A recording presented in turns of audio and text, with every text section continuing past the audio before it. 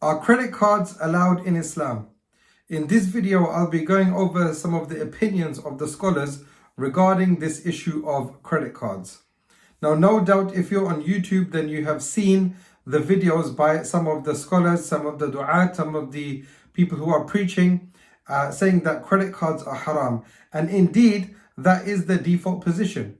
Because if you look at what a credit card is in the Western format, it is they give you credit on a card, so your credit card, they lend you money, and then if you pay late, then you will be charged interest. Now, this is something that you need to consider, that if a credit card company is in their contract saying that you need to pay interest as soon as you purchase something, not that any credit card that I've seen has these clauses in there, but if they say that if you purchase something, even if you don't make the payment within the next 5 days, 10 days, 30 days, 40 days, whatever the terms may be, you will still be charged interest, then that contract is haram, that credit card is haram in all states. Because of course, riba is totally prohibited. It's one of the major sins in Islam.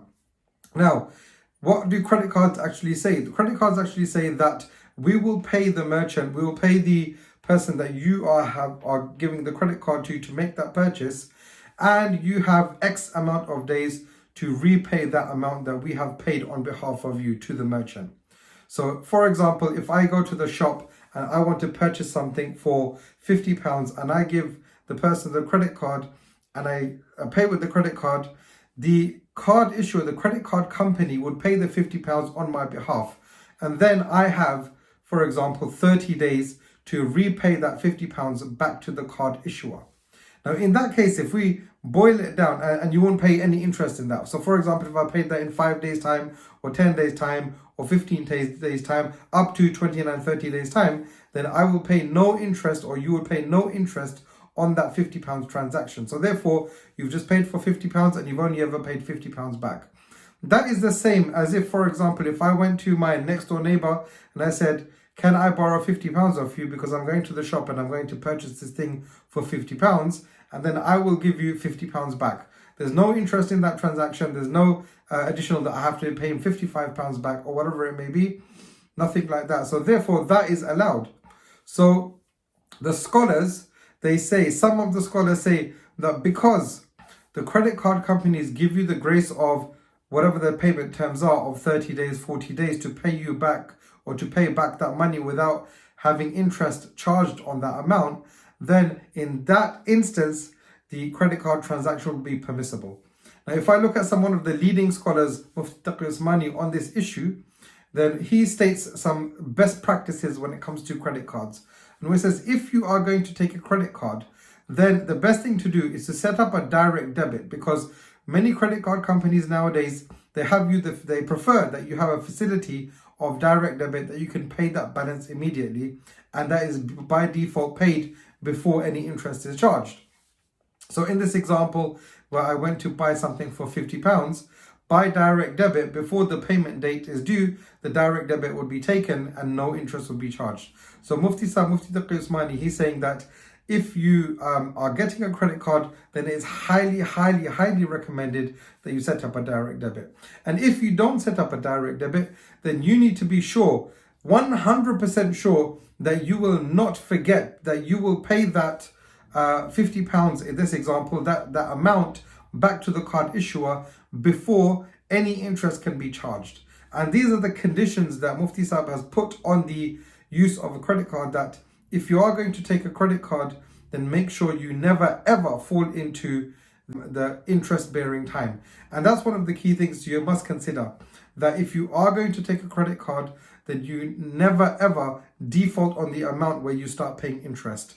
The other scholars, they say no, even if, for example, you know that you are going to pay the amount in time before any interest is charged, you are still not allowed to get a credit card. And of course, the thing is, you're signing the contract which stipulates if you were to make a late payment, then you would pay interest. And the signing of that contract is not allowed. Now, if you look at a contract, it means that that one clause is activated if something happens, meaning late payment. And you need to be 100% sure that you will not make a late payment. You will always pay on time or before the time. Now, to be perfectly 100% honest, I have a credit card and I always ensure that I pay it before the time. Alhamdulillah, I've never ever gone off the time. It's something that I really take my handle on to make sure that, okay, I'm paying, or in fact, 9 times out of 10, I'm paying before the date, like 15 days before the date. It's just, I have it in my diary, okay, for example, I spent this, and I don't never make any big purchases. Really, I have it as a credit builder. I will make a purchase for groceries, maybe £50, the same example, and I'll pay it back in like 5 days or 10 days, 15 days max. It don't hardly ever goes past that point. So I use it in a way where Mufti Sahib is saying that yes, you can use it, but you have to ensure that you're paying it back in during that time.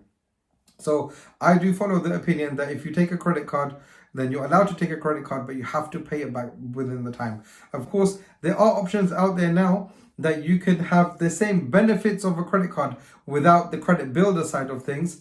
I believe there is a new product that is being developed by MasterCard where you can put down a security amount of, let's say, £1,000 or £500, and that is your credit limit. And then they will keep deducting and adding back to that balance based on your payments. But that isn't 100% ready yet. But what we have charge cards now. So you have charge cards that are available that you can top that card up for whatever amount you want. In fact, you can top it up for 100, 500, 1,000, 2,000 pounds, and then you would just spend on that. And then of course, you will top up the balance as you spend on there. So if you are not going to use a credit card, then you can definitely use a charge card because you're putting money on there from before and you're only ever using that balance which is on that the amount that you have put down already. In any case, you do what is right for you, and you need to take a look at this, that there are 2 opinions on this, and you take the opinion which you feel the most authentic. And generally speaking, Mufti Taqi Usmani is the go-to person of mine. Also, his student is my teacher. His direct student is my teacher, and therefore most of the issues that I have, or most of the questions, I do follow Mufti Taqi Usmani purely because I have that direct link with his student. And Mufti Taqi Usmani is one of the leading scholars in Islamic finance in the world, of course. But everyone makes their own decision on that.